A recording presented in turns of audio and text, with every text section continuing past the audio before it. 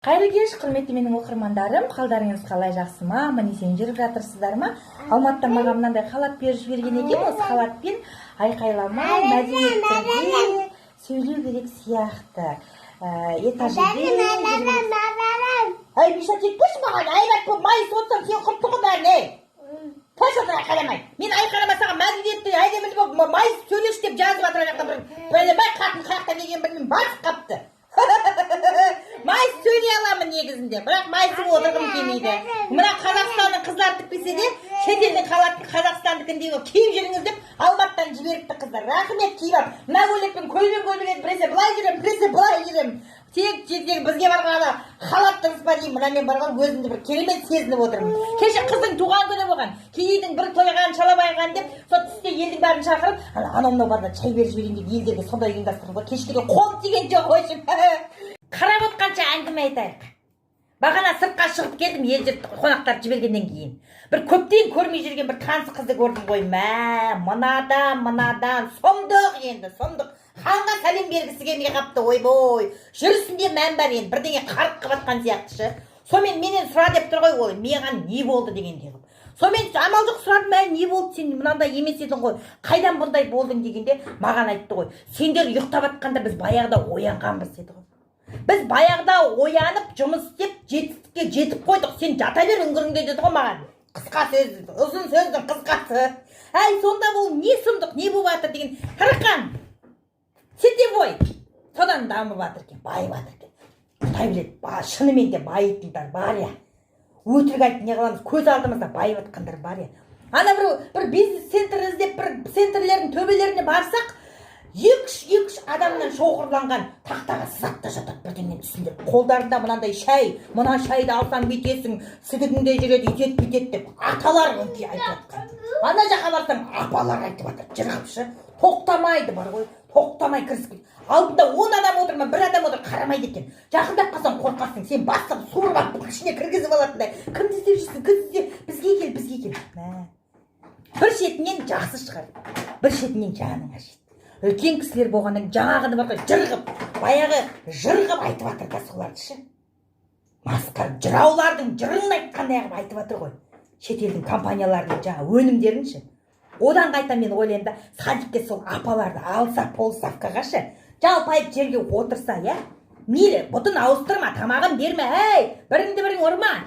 Мына жыршы былай деген екен. Асан қайғының өлеңі мынандай екен, Біржан Салдың өлеңі былай шырқаған екен. Ой, біздің батырлар, Қабанбайдың батыр деген мынандай, Бөлдірік шешен деген былай деген деп айтып отырса. Бір-бірінің көзін шықма, басынан сипап қойса, шешесі кешке дейін жұмыста жүр. Ана бала байқұс, мейірін көрмей жүр, басынан сипап қой, мынау сип қойды деп айтып отырса. Жақсы болар еді ғой. Ана жерде безілдеп, жұрттың жырын жырлағанша, өзінің жырын жырлағанда қандай пайда болар еді, өкіметке. Біз бар ғой, не елден аламыз, біз бүйтіп күтіп отырамыз, біреулер қандай жоба жасайды шетелдіктер, біз соны өзімізге жаңа пилоттық жоба қылып алсақ деп. Шетелдіктер бізден алсын да, біз де адам баласымыз ғой, біз де ойлай аламыз. Ұлттық құндылықпен сондай бір идеямен, сондай бір программа жасаса ше, қандай қатып кетер еді. Бір шетінен жаның ашиды, бір шетінен дұрыс та шығар. Қыз деген барған жерін бақытты қылам деп барады. Жалғыз өзі бақытты болмайды. Ол жан-жағын бақытты қылған кезде ғана бақытты болады. Қазір ана бір тренингке шыққан, жеке өзі дара жұмыс істеп жатыр, жеке өз басымен жұмыс істеп, өзін ценить етуге шығыпты. Өзін ценить етемін деп талай әйел үйінде жатыр дейді, ұзынан түсіп жатыр екен. Ачо, мен де адам баласымын, мен өзімді құрметтеуім керек, мен өзімді бүйтім, өзімді любить етуім керек, өзім жақсы көруім керек. Бірінші аналар сені мойындау керек үйдегілер. Сол кезде барып сен өзің адам болып шығасың ғой, короче айтқанда. Шын айтам.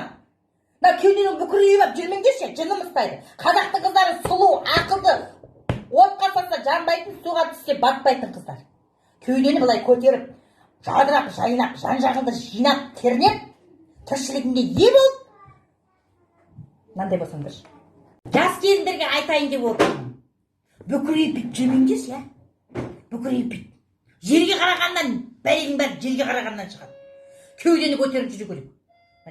Еңсеңді көтеріп, жақсы болып жүру үшін соған лайық тірлік істе. Өтірік айтпа, алалама, туған туысыңа жақсы бол, саған бетіне ештеңе айтамайтын деп. қыздардың мына кеудесі мына жақта болады. Әй, кім келді? Әй, сен көріндіңде есікті аша бересің бе айналайын? Мына біреу келді. Мынаның туған күні болып, сыйлыққа кенеліп, бұл да бір жырғап қалды. Ей, кім сыйды? Кім сыйды? Кім сыйып қойды ғой? Татақ сыйып қойды ма? Міне, бұл да өзі сыймеген. Бір мүшесі сыйып қойған.